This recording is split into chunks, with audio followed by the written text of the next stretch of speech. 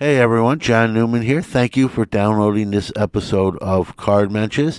Myself and Danny Black of Hobby News Daily would like to remind you this is a live show every other Friday at 9 p.m. Eastern.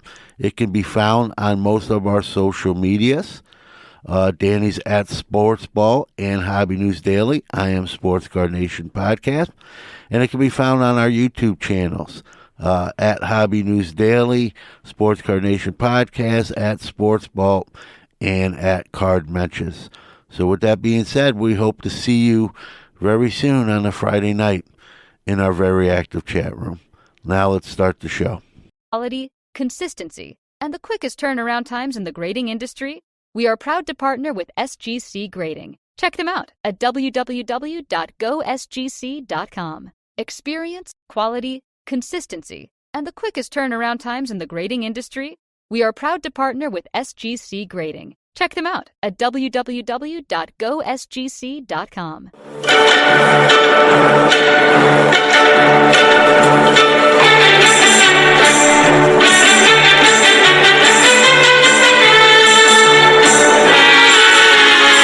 Hi, I'm Danny Black. And I'm John Newman. Welcome to Card Mensches. Well, welcome to episode 46, 47, something like that. 46, I believe. Before we get started here too quickly, I just want to give a shout out to our sponsors, Stadium Insurance. Guys, if you have a collection, you need it protected, check out the Stadium Insurance app. Easy, snap a picture, and get covered.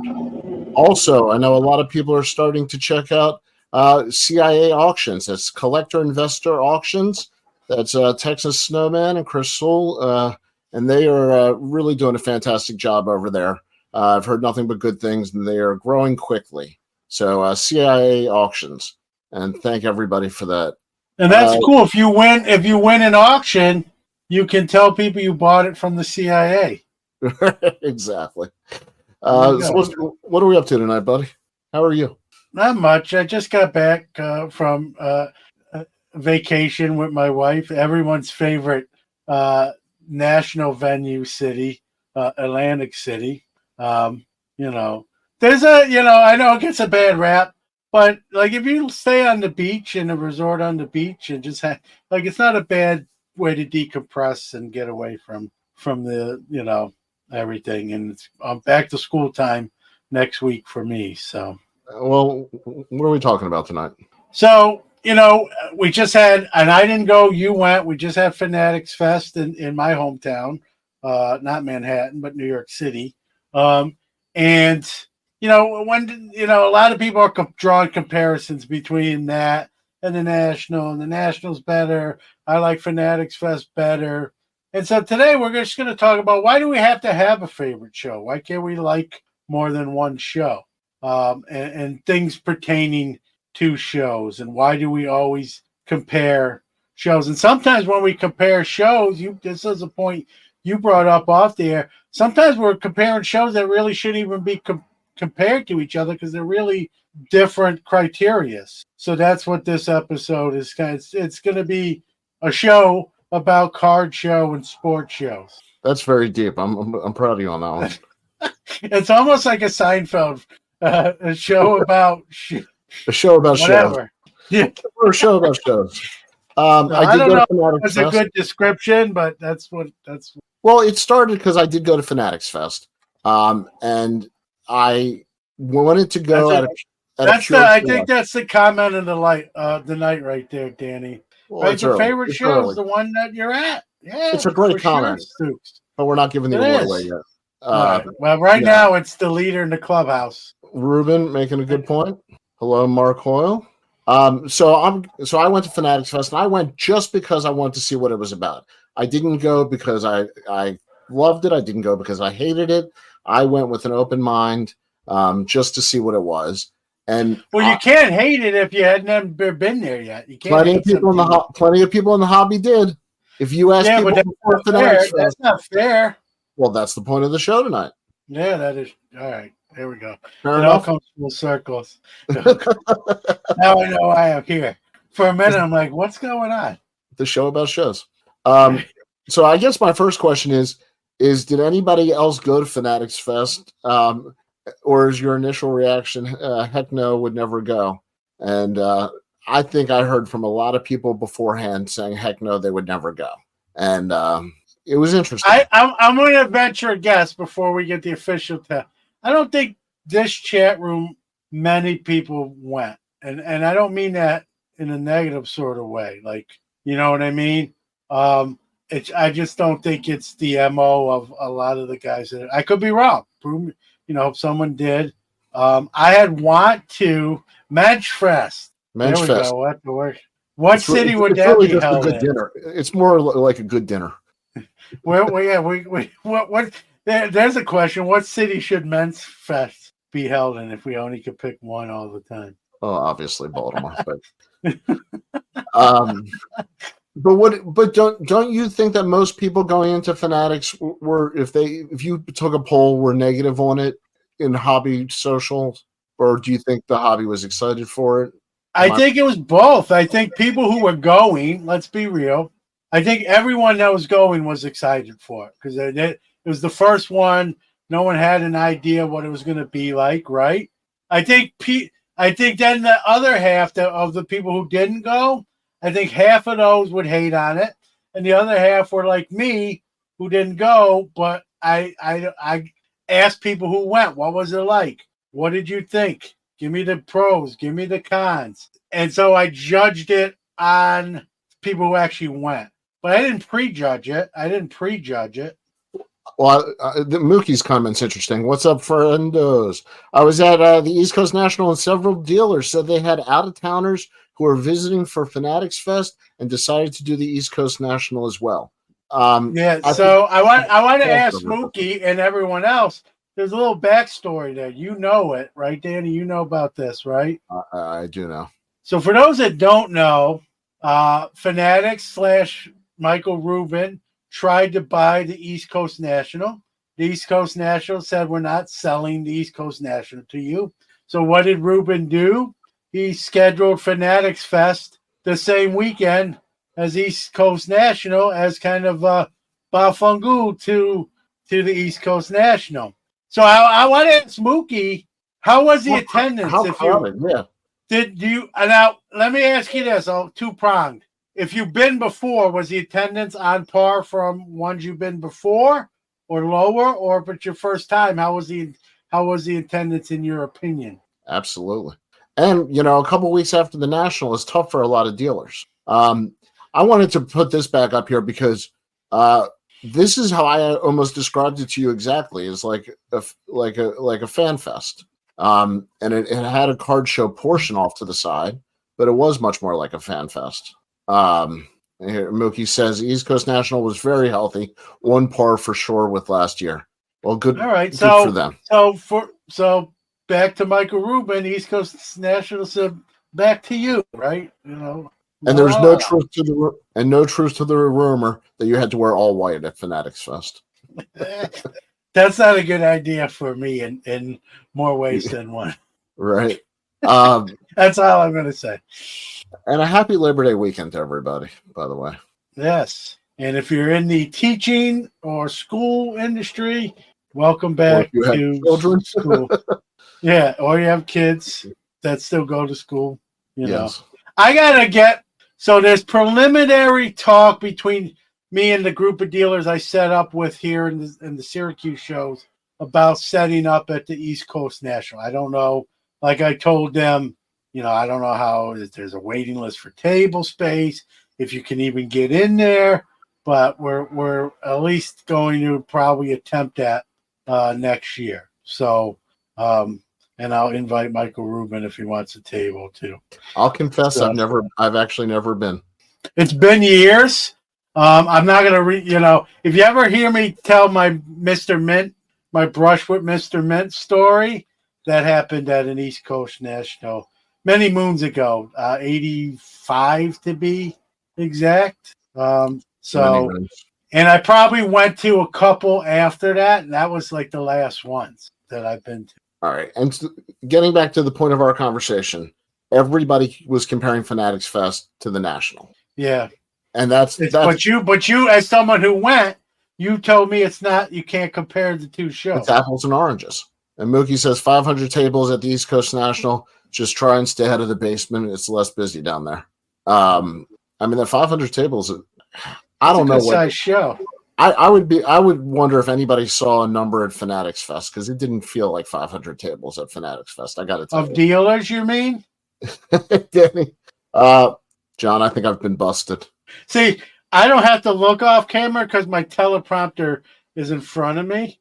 Tells me what to say. It's my chat GPT show teleprompter, so I don't have to I'm looking at it and talking at the same time. Hypothetically, the Orioles are up 1-0. Hypothetically. Anyway, I would say that it did not. You got busted though, Ruben's on the ball, man. That's I know. I'm absolutely fessing up to it.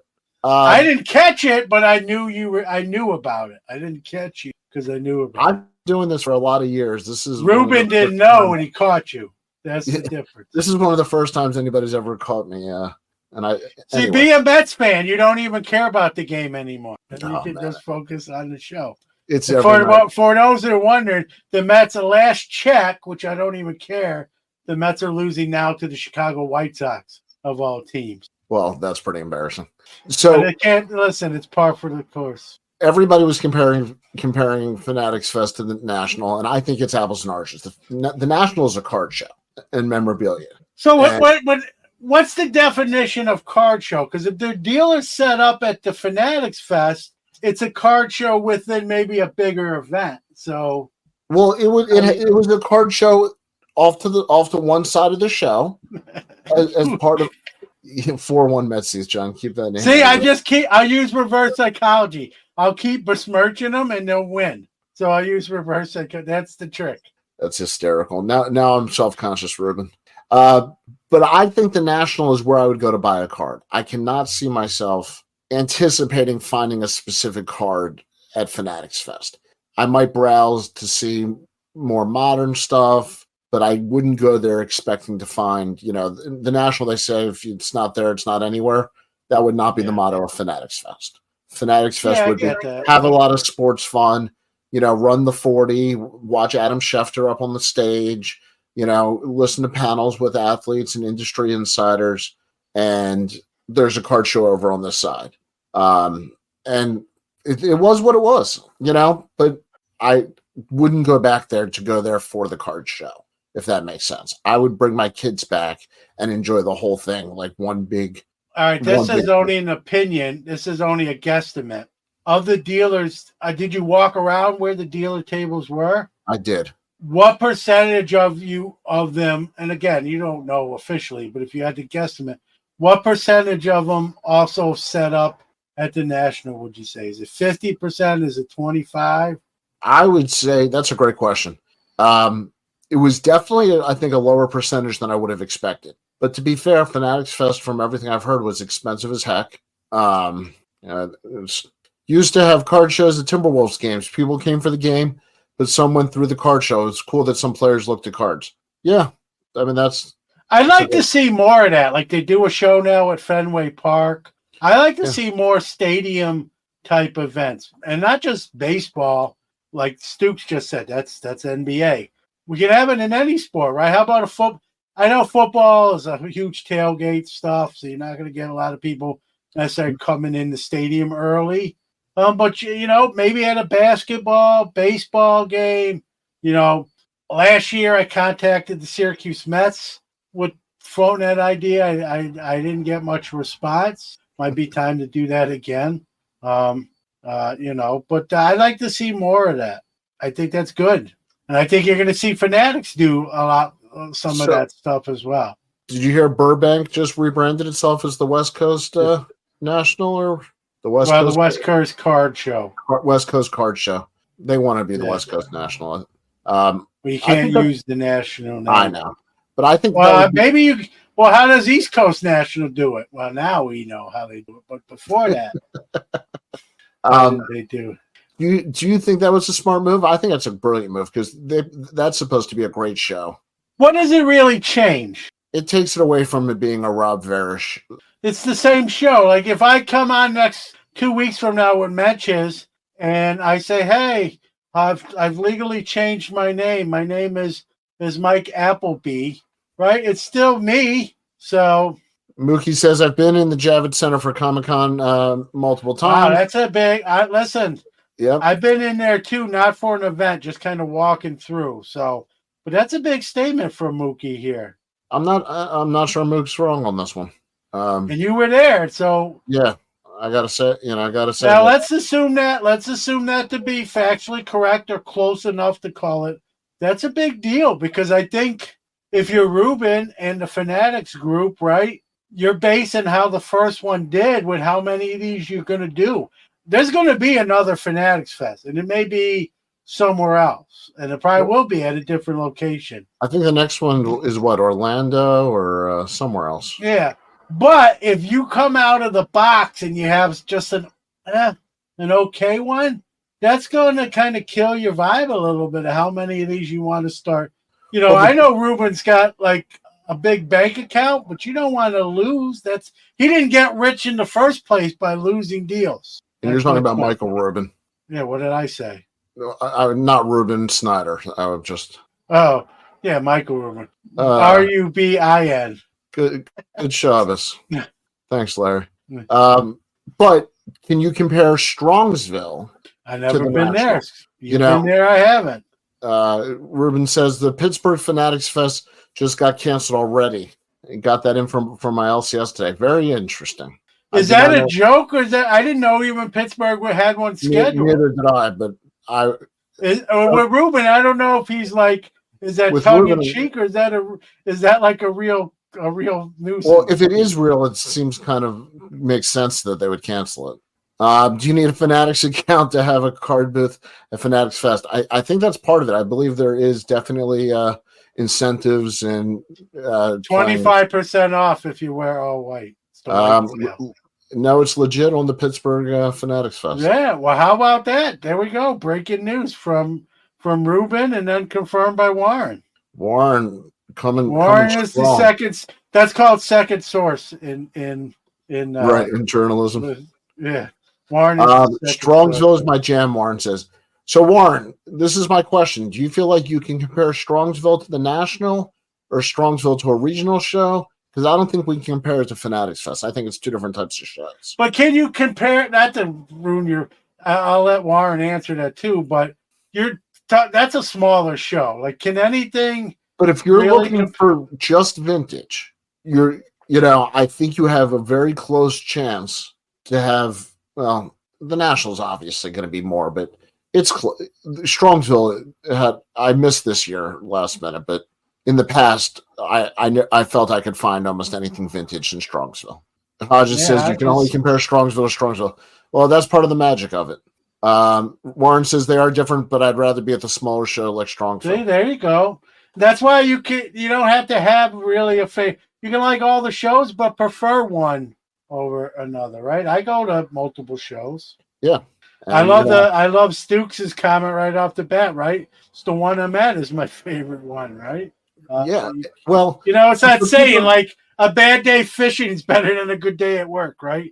Well, a bad day at the show is better than a good, just being at the show. So this one's for you. Well, this is Dan Ryan who's lives in the Syracuse area, like me, and the next one, Dan, is September 8th. Not tomorrow, not this Sunday, but the following Sunday at the fairground. Doing your normal thing. You want to give a shout out to you want to give a little commercial. If you're coming to the show, bring your money and your your SGC cards for bulk sub. I'll be Syracuse Fairground September 8th in Watertown, New York, September 21st. That's a Saturday. There you go. There's my middle of the show infomercial. We got to get you a custom commercial. Well, it would change. You'd have to. It's a live read. Warren says, because I love the intimacy of Strongsville, but the strength of the cards available is amazing and paces the national, in my opinion. Yeah. That's a great line, too. Steal a little bit from Forrest Gump, but card shows are like, you just don't know what you're going to get. And that's the beauty of the show. What are you going to find? You're going to get a deal?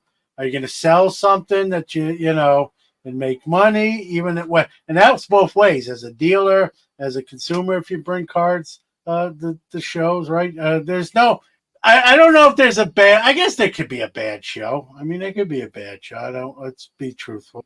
I've had bad show as a dealer, not too many, thankfully, knock on wood, but I've had a couple in 30 something years of 37 years of doing shows and going to shows. Well, I'm going to give a shout out to one of my local shows.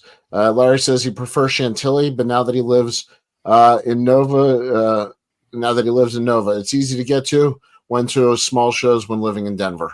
Yeah, Northern Virginia. I hear a lot of good things. Have you been to the you've I've been to Chantilly. Yeah, I hear lots of great things. That's a show I need to get to. I would like to know if anybody's been to Dallas and Chantilly, because I've heard. I've been to Dallas. I've been to Dallas twice. I have not been. So I got you. I got you 2-0 in the Dallas column. You got me in Strongsville and Chantilly. Dan says NFL kickoff weekend for a card show will be fun. Lucky my Packers play on Friday in Brazil, so the kickoff weekend won't pull me away. So I want to ask Dan, will his flight from Brazil get back in time to get to the show on Dallas? No Chantilly. Well, that's interesting. Yeah, the Dallas card show is good. I haven't been in probably 2 years. 2 years ago was the last one, but it was good. Stuart, are you saying that Dallas is no Chantilly, or you would take Dallas not Chantilly? Because I read that as Dallas is no Chantilly. Larry says Chantilly is great. That's an interesting comment from Larry here too, because I've heard it compared to being a small national. So it's gotcha. I've heard that from different people.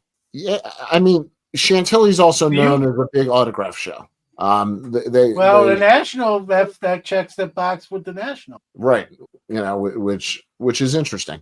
And I got to be honest. Does anybody in the chat room go to a show for the autographs, or is it always the card show portion? Because if I'm not bringing my kids and they're not looking for a specific one, I can't think of the last time I went to a show for the autograph. And I know there's people who do. I guess if I had the right rookie card and the right person was signing for the right amount, but Koufax doesn't do card shows. He does signings though, but only like 2 to 3 a year. They're a fortune. Yeah, they are. We priced this out last time, I think. Yeah. So how big are your shows? Mine? Yeah, the Watertown and the other one. I thought you were speaking to everybody. Mine. So Watertown's the smaller of the two regular ones I do, at like 55 tables. Syracuse is about 120, and then we have a big one in December called the Mega Show, and that's like 160 tables. Well, there you go. 160 is not terrible. Ruben says cards first, and if there's someone's there I want, then it's a bonus. Yeah, that's fair. Yeah. Chantilly, I wonder how many tables that actually is. I feel like that's... every time I hear Chantilly, just the way my mind's wired, I hear the Big Bopper singing like Chantilly lace, blah, blah, blah, blah. Face, yeah. So I can't get that out of my head. Warren says, I'm not waiting in line or paying the extortion. They ask for signatures. I'll buy on eBay for a ton less. Yeah, that's the problem. Like, even like at this year's National, like, I have Mean Joe Green autographs. Unfortunately, I've never met him. I would love to meet my football idol. But I can't justify like spending a half a day or more of my National waiting in line. So if anyone knows Mean Joe Green and can make that happen, let me know. Right. Well, you can use your Lawrence Taylor contact. Yeah. Our club in the Twin Cities has monthly shows. Has monthly show for 48 years. Wow. Golf tournament member, Hall of Fame banquet after, fantasy baseball league, senior lunches, Twins 58 table show. Good mix. That seems. Man, look, they got a bunch of events. That's the all-American town right there. That's great, man. They got a club, like they got events. We need to see more of that, like in other areas too. Good for Stoops in that group. But we need to see more of that. Mark Oil says, I don't go for the autos, but if the price is right and it's a guy I collect, I'll grab one. The local shows always have the lesser-known players, which I like. That's a good point. John, Dan wants to know, do you guys have more fun shows now as an adult, or did you have more fun as a kid? That's a tough question for me. Great question. It is a great question. I did my first show as a dealer. I was 15 years old at 1987, and I've really done them since then. So I've kind of done shows as a dealer. I will say this. I enjoy going to shows that I'm even not set up with because I don't have all that the gear to lug and the full car to unload. So I like both aspects. I like the dealer aspect because usually you have a good show, you make some extra money to spend right back in the hobby, or on some personal collection items. But I also like going I like going to the National and not being set up and walk around and buy stuff and talk to people. So it goes back to Stuke's original comment, right? I like any show I'm at. And I don't remember. I know this is going to sound sad to say. I don't remember a lot of shows as just a kid not set up. You know what I mean? Setting up at age 15. Maybe, I probably went to less than two hands, counting on two hands of shows I went to as a kid before I set up as my first one on the dealer. So I'm kind of like Menudo. I really got indoctrinated. I'm like the Menudo kid of card shows. Ruben says he has more fun now because he has money. Back in the 80s, shows were cool. Where do I come I up with didn't this get much. Sometimes I even make myself laugh. Well, let me put up this comment here from Warren. Warren says, drink another Crown, John. I'm not drinking tonight. This is just RC Cola. It's Royal Crown Cola, but it's no Crown in it. Right. And I'm on the Coca-Cola, but there's no Coke in it anymore. It's just cola. See, Royal Crown's hard to get here in Syracuse. I remember growing up on it as a kid in New York City. So in Atlantic City, they had it. So I bought a bunch and brought it back. I'm trying to eat a little healthier. Nobody. So my Medudo. So Medudo. my one soda. I grew out of Medudo. I should, but I'm sticking around. I'm like the Lou Pearlman now of Medudo. No moon pies. No. Do you have moon pies with the RC? No, you know what I grew up on? As going back to what my breakfast was, which will explain some stuff. I joke around. I never got my cavities from Topps gum because I traded my gum for people's cards. You know where I got my cavities from as a kid? Soda and Yodels. Remember Drake's, like the Yodels, which they still make? That was my breakfast. Yeah, the Yodels, the chocolate with the cream. Isn't that Yoo-hoo? No, I'm talking about the cake. Yodels, that was no my breakfast. That was my breakfast. Yodels and soda. Breakfast of champions. Stu said he was 24 before he went to his first show. He had to drive 4 hours to get there, growing up in the boonies. Yeah, that's probably why maybe appreciate shows even more so because of that. I think I enjoy shows much more now, and even if I don't make a purchase or sell anything, I definitely think I enjoy it more now. I think getting more friends in the hobby also makes it more enjoyable. It becomes a little bit more intimate. The room becomes a little smaller. I do like Twinkies, but Yodels was like, I don't know if it's because my grandparents bought them and stocked them and I kind of grew up on them, but I like Twinkies. I never kicked a Twinkie out of bed. I'm not going to touch that one. Larry says, do you still have teeth eating Yodels and pop? No. I have missing teeth. Luckily, they're more in the back than anywhere else. Dan says, people always talk about kids in the hobby, but as a kid, the main thing that made it fun for me at a show was budgeting $10 on cards and people treating me kind. No need to have free stuff for kids. Yeah. No, that's a good point. Well, hey, look dude. Just some of these kids, and it goes a long way. Yeah. Yeah, it's true. And, and now some of these kids, we all know, right, what they're walking around in their Zion cases and their money in their pocket. It's shameless plug. It's scary. I always try to, and I'm not just saying this because of dance. I always try to give, like, if I see kids at my shows, I'll give them something, whether it be a pack or some cards. Or I've had kids come up to my table and pick a couple bucks out of my boxes and then come up to pay me. And I'm like, it's your lucky day. That's free. You know what I mean? So I try to do stuff like that as much as I can because I remember, being a 7-year-old kid in the hobby myself and people being very supportive of me back in the 70s and early 80s to date myself. So, I try to do that now, and I'm in a position where I can, right? Giving some packs away and some cards away for free doesn't hurt me. It makes me, it's quite the opposite. It makes me feel good. So it's a great point by Dan Ryan, right? I'd like to see more dealers kind of do that.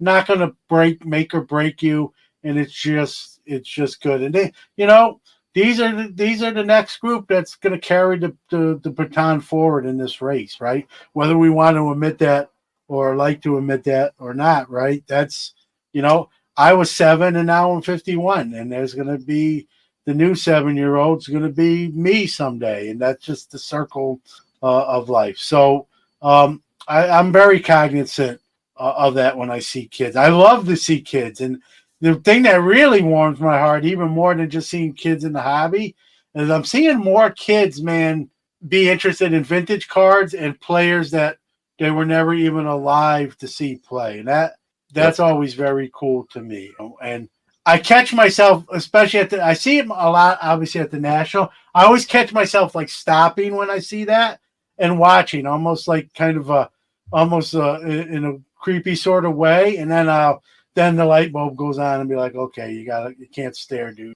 I was so proud. My son got an autograph at a show, and he wanted Bo Jackson.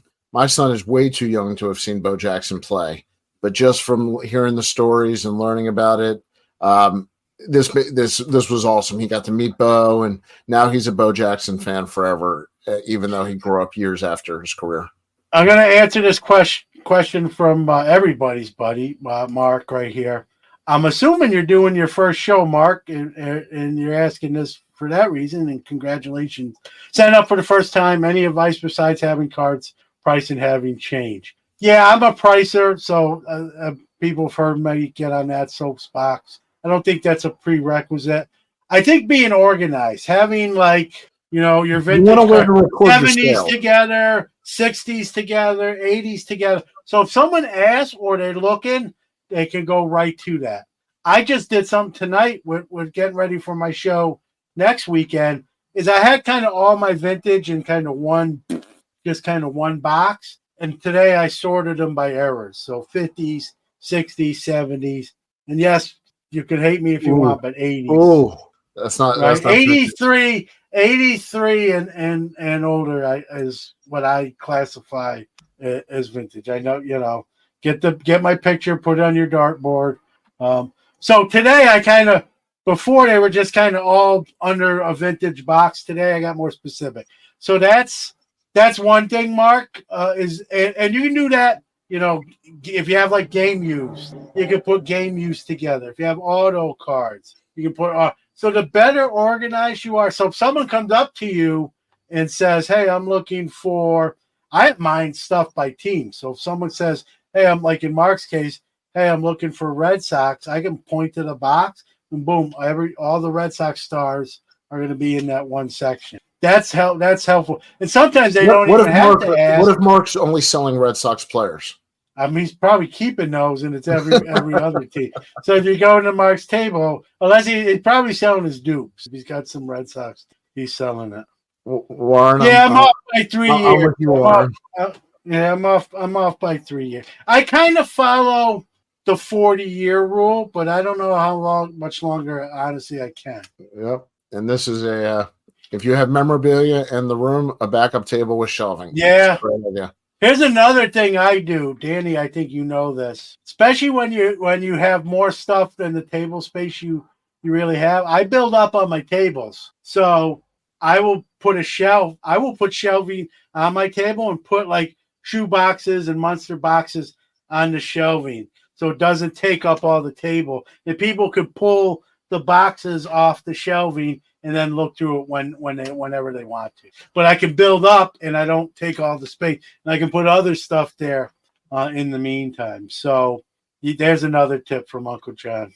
And Mark, it's all about, being comfortable with what you're doing, what type of stuff you're selling, what type of show. But John's right, being organized.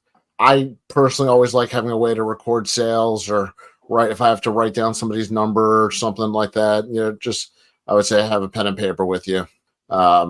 and make sure that Hey, listen, Warren, if we were closer, I'd love to do that. It's crazy as it sounds. It's not. It's sort of fun. That does sound crazy, but the more organized you are, it's not even just for the consumer's benefit. It's also, in my case, for me as a seller. Because if someone asks me where something is, boom, I can find it. Here's the other thing. Let's be honest, right? Majority of us, right? If you're selling at a setup at a show, you most likely have some of the stuff listed on eBay. So if I sell something on eBay, it's easy for me to find and get that shipped out very quick by being organized. I had to leave this up here. I mean, well, I don't know if Ruben knows this or not. That's why I mentioned it, because you are a pizza bagel. I'm half Italian and half Jewish, so that's why I only one hand. 50-50, but we don't have to get into the exact percentages. So my one hand, and then my other hand goes like this. That's hysterical.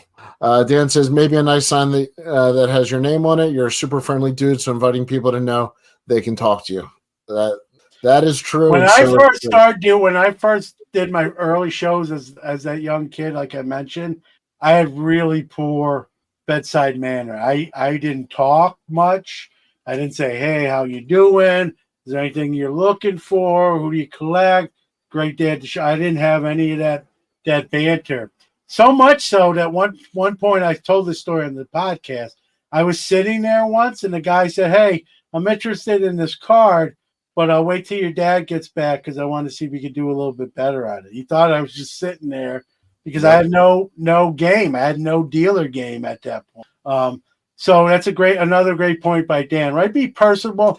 I try not to be too over the top. Like every person that comes to my table, I'm not like, "Hey, how you doing?" You know, I don't want to be game show guy. "Hey, how's it going today? Welcome." You know, there's Larry from Syracuse. You know what I mean? But right. Where's the double point? Voila, welcome. What are you looking for? You need money for cards? So I do it, not to that, not like embellished. I will talk.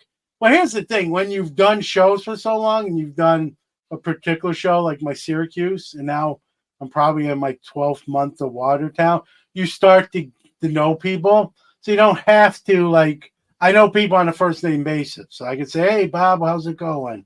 And then they know me, whatever they want to say. "Hey, I'm looking for this," or "Hey, look, I just picked this up over at that tape." Like I have that sort of now camaraderie with people. But when you're new to shows, you definitely probably want to, "Hey, how are you? If there's anything I can help you with, if you want to see something out of the cases, don't hesitate to ask me," that sort of thing. So it's a good show. Now we've turned into like show advice. Well, both of us have done it. A Collector's Dream, Orlando. Hello, everyone. What is going on, Orlando? I do want to wrap up on some of the card show stuff. I don't want to leave it hanging out. Yeah. Has anybody been to card shows out west? Not me. Dallas. Has anybody been to Burbank? I've heard that one's good. That's why I want to hear about it. Well, this is just good common sense. Let me put that. Just good common sense. Comfortable shoes, deodorant, water. Yep. I will tell you this. That's whether you're attending or working. Yeah, definitely comfortable shoes. I will say this, man. For this year's national, out of the ones I've been to, this was the first time my feet really didn't kill me. And I wore 3 different shoes during the week. So maybe rotate. I told you got to rotate. So I think the trick is not even just comfortable shoes, because I wore one national, I wore Hoka's like the whole show, and my feet still hurt. This year I wore those. I wore some Hey Dudes and something else I brought, and my feet really didn't hurt. My back hurt. I'm not gonna lie about that. My lower back was barking, but my feet really weren't. I remember. Breath mints are nice. I go through two or 3 in some cases. I recommend it. I pop them. I pop them all day like an addict. Well, maybe you are a breath mint addict. I just want to be ready, so I don't get caught off guard. Well, maybe we'll see that commercial. Have you taken certs between the years 2012 and 2024? I'm fine. I'm fine. You might be entitled for compensation. That's hilarious. So nobody's been to Burbank, huh? We have a very Midwest, East Coast side. Thank you, I think. How do you want to take that? Well, listen, I went to Atlantic City. I came back 4 pounds lighter because I skipped lunch there as well. And I didn't drink soda that much like I usually. So, Stux, is this your first time doing this show? Curious. Fargo. I've actually heard the Fargo show is good because there's nothing else around. Here's an interesting question. What's the smallest show you've ever went to? So for me, I went once to a 20-table show. 40 years. There you go. That's the smallest show I've ever attended. I've heard stories where someone walked into a show and there were 7 dealer tables. Can you imagine that? That's not a show. That's a couple guys getting together. Yeah, that's a card store inside a show. That's what that is. That's a true story. That's a true story. Now, this is a weekend. The Bison football game Saturday and the card show Sunday. There you go. Never had regular big shows in Denver until I moved, and I was there 47 years. That makes no sense, man. Denver is a big city. You got what? You got NBA. You've got, hockey hockey with the Avalanche now, and like I'm surprised by that. I've been to a show with 5 tables. Yeah, Vintage has 50 tables. That's my Watertown show. That's my monthly Watertown show that I'm doing. Which, by the way, I know I talked to you before. So starting in November, I don't think it's going to be every month, but starting in November, JSA is going to be at that Watertown show. So there you go. You just did your Seinfeld voice. Who would think JSA would come to Watertown? What's the deal? They're gonna be I don't there. get it. It's a small show. They're coming. That's crazy. They don't explain it to me. All right, there's my Seinfeld. My bad Seinfeld. Danny, what is going on? Larry says we did have mile-high auctions. Well, I guess in Denver you do get that at least. You want to hear my Newman impression when Jerry says, "Hello, Newman," and then he says, "Hello, Jerry." Ruben says John is a master of his own domain. Yes, he is. We could do Seinfeld all night.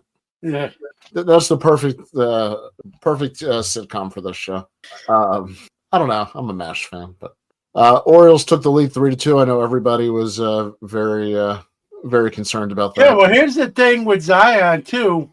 Newman. I just had Clint on the show, double episode, as they all tend to be now. Even if they can't be there, but you want to represent them, they got to talk to you and get that. But they can get your product, and much like I do with SGC in the bulk sub. And no, before anyone asks, I have no plans to set up as a Zion. I already can't cover all the ground I cover now, unless someone wants. Thank you, Warren. Yeah, I like MASH too.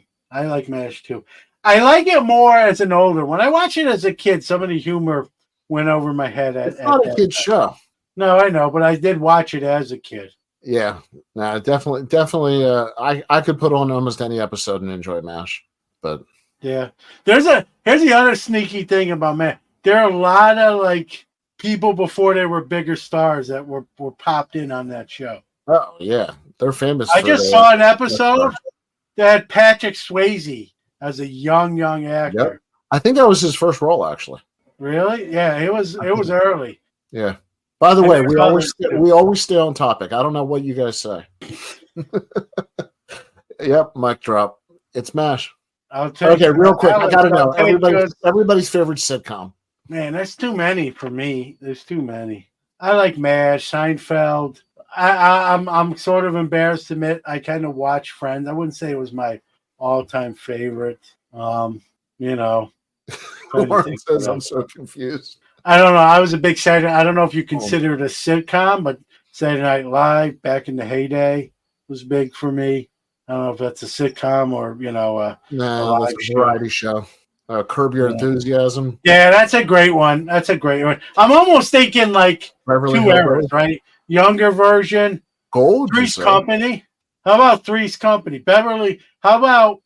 I was a big Three's Company fan back in the day. Yeah, Hill Street Blues. I was being a New York City kid. Warren says, "Don't be embarrassed about Friends. I love it." Yeah. How about Hill Street Blues? Anyone remember that? That wasn't funny. That was serious. It wasn't funny, but it was it had funny moments. They had characters on there like I can't remember the one guy would bark and stuff like, "Brr, brr, brr," and I remember the captain like, let's be careful out there. You'd always do that. Cheers is a good call. Yeah, I like Cheers. Yep, that is a good call. And Newhart. Yeah, I like Newhart. I didn't watch too much. I was a big Carol Burnett kid. Carol Burnett show. That there's some skits on that to this day are still like classic. WKRP. Barney Miller. WKRP in Cincinnati.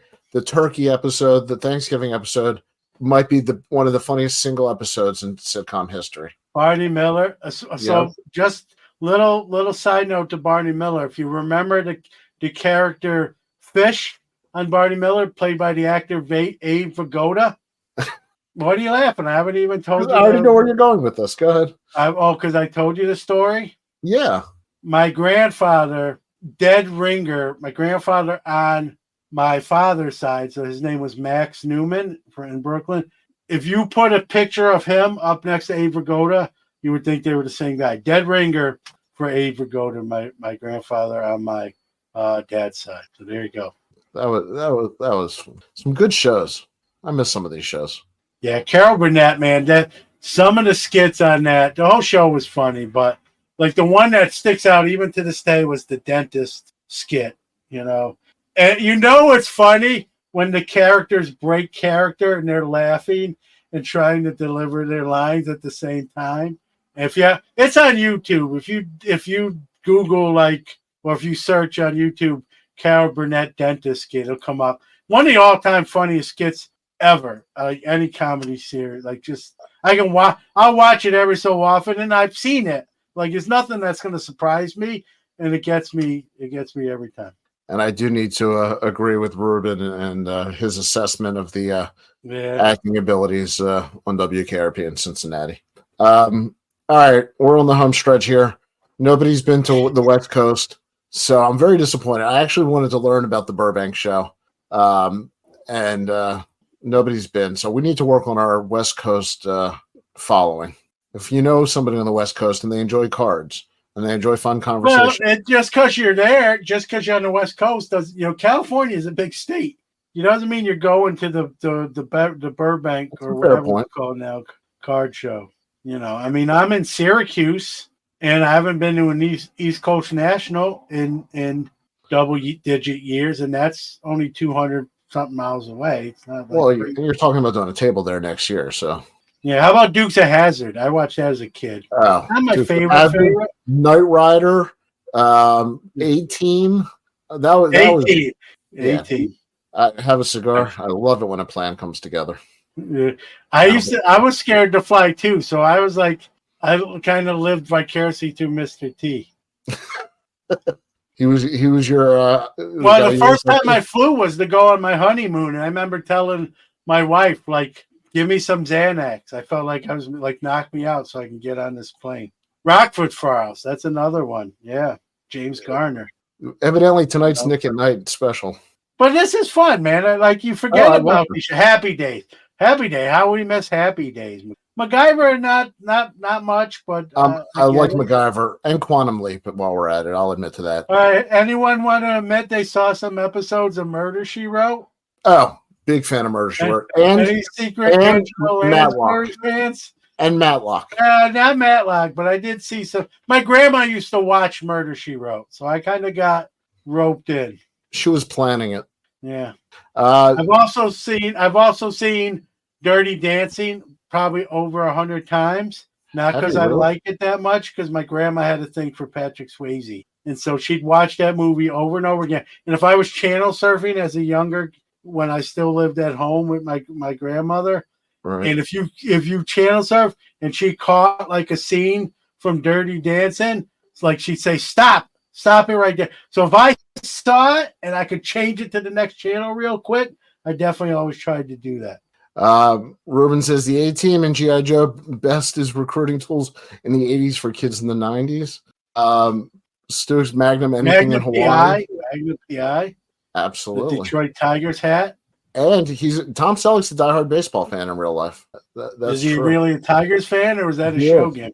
No, he really is. If you look in all the movies, they're always related to the Tigers. Yeah. Hodges says that he can still hum the opening song of Murder, She Wrote. That's funny. Yeah. Great show. Don't it feel like, I don't know, don't it feel like the shows were better quality then than they are today? No, I think Plus, it was pre-reality shows. Like, there were no reality shows yet to take up the airspace. Mr. Baseball. Yeah, that's a great card. Yeah, that's the Upper Deck card.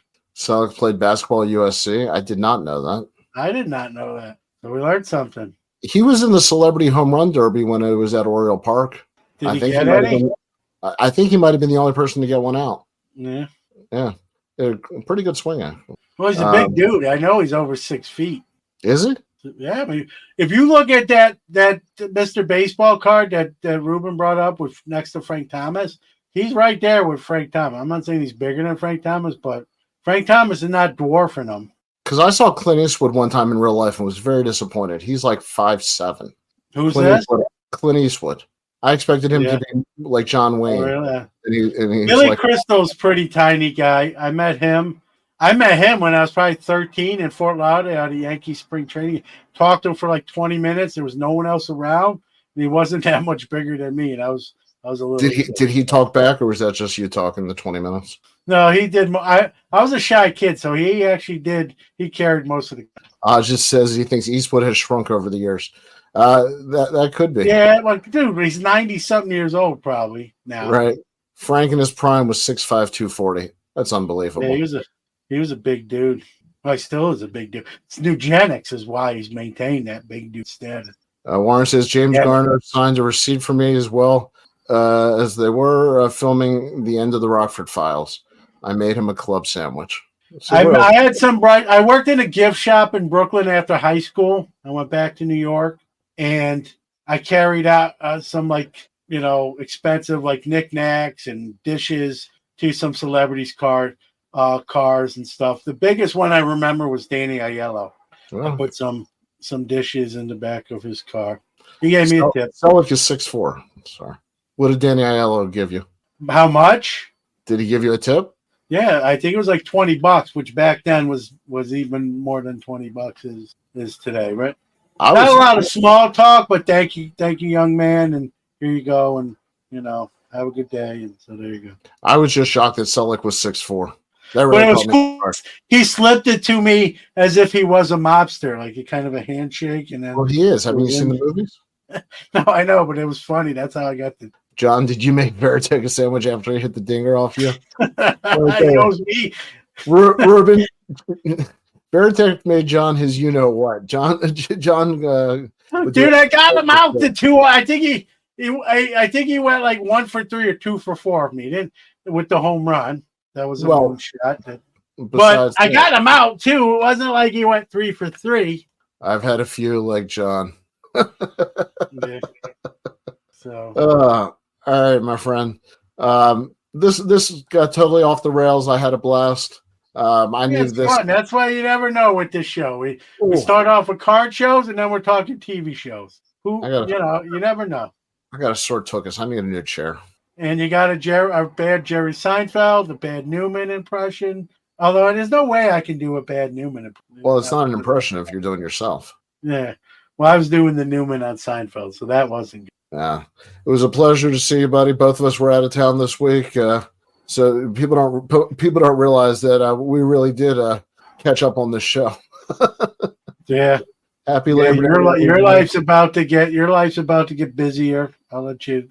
Well, we'll talk about that next week, hopefully, or in 2 weeks, hopefully. Yes, my life is about to get much busier. All right, guys. Well, to everybody, thank you. I'll say it. Well, I haven't said this in a while, so I think I'm due. Best chat room in the internet. I'm not even going to say hobby. Just the best group. That's why, right? For stuff like this. Ruben, I'm just fat. Don't worry, I'm not pregnant. I'm not fat. I am pregnant. Thank you, Warren. And John, to your point, it is the best chat room in the business. It is, man. These guys, and I don't know, but I don't know if we have any ladies, so I don't want to be, we appreciate everybody in the chat room. If you're watching live and you're shy, we appreciate you as well. I get that because I was a shy kid, so I get it. Some people are shy, nothing wrong with that. And if you just listen to us because you don't want to see our ugly faces in real time, I get that too. So if you're downloading us on Mondays, thumbs up to you as well. All right. Say goodnight, John. Good night, John.